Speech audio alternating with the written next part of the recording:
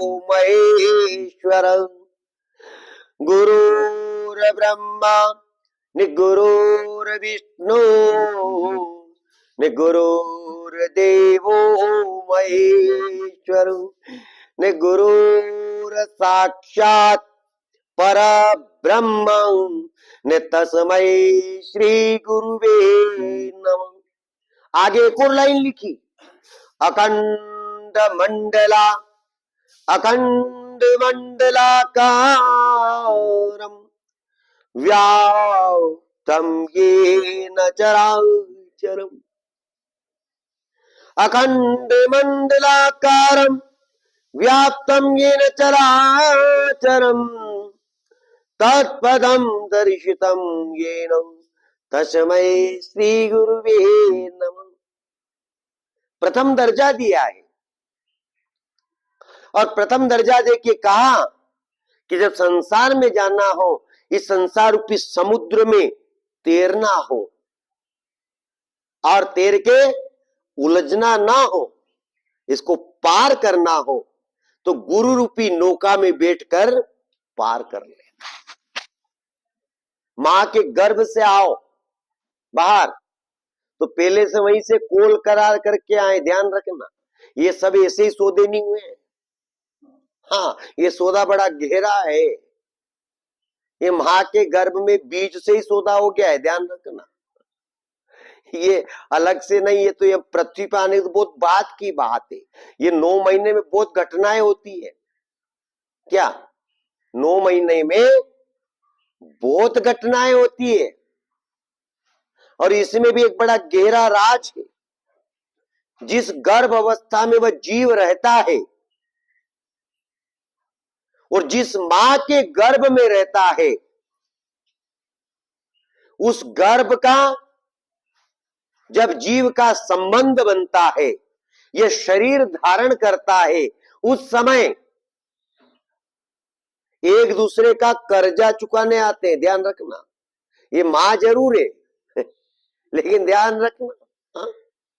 बहुत से आप किसी ज्योतिषी को उठा के पूछ लेना कि महाराज हमारी बहू के अभी डिलीवरी है, लेकिन उसको बहुत तकलीफ आती है, उसकी पेट दर्द होता है, उसको बैठने में नहीं आता है, उसको सोने में नहीं आता है। क्यों? आप बताओ क्या कारण है? कारण ये है कि जो संबंध बना है वो एक दूसरे का कर्जा चुकाने आए, ध्यान रखना। हाँ, ये संबंध बना लेकिन कर्जे का संबंध है, प्रेम का नहीं है। ये प्रेम का संबंध नहीं है, ये कर्जे का संबंध है। क्यों? हो सकता है इस जन्म में जो मां बनी है वो अगले जन्म में उसकी बेटा बेटी हो सकती है। तो 9 महीने का कर्जा तो उस मां को चुकाना है और उस 9 महीने में उस जीव को औंधा लटक के, मां के गर्भ में औंधा लटका हुआ रहता है, ध्यान रखना, सीधा नहीं रहता, औंधा। उस मल के द्वार में ग्रसित रहता है, चारों तरफ कीच कीच, और हाथ जोड़ के निवेदन करता है, प्रभु ध्यान दो, मुझे यहां से बाहर निकाल दो। हाथ जुड़े रहते हैं, प्रार्थना करता है और प्रार्थना करते हुए कहता है, मैं वचन देता हूं। वचन कैसे देता है? वचन ऐसे देता है कि मान लो हरिश्चंद्र हो, हाँ, वचन देता है, लेकिन कैसे देता है? जो राजा हरिश्चंद्र की भांति बोलता है अंदर।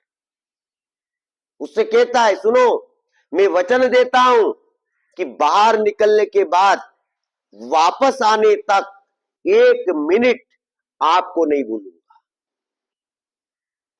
बताओ, अब किसने कहा था कि वचन देना भैया? किसने सिखाया था क्या? नहीं। लेकिन क्यों बोला? दुख आया, दुख के कारण याद किया। अहंकार तो उतना ही है, पर दुख के कारण उसको याद किया। और उसकी दयालुता देखो, वह तुरंत आजाद करवाता है। एक तरफ भक्त है और एक तरफ भगवान है। भक्त और भगवान का ये अंतर है, और ये अंतर बड़ा गहरा है।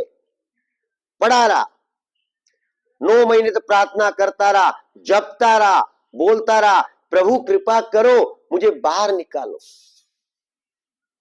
कि डाली फूल जगत की माला, जहां देखूं जा थू को थू। वो कहता उससे, किससे?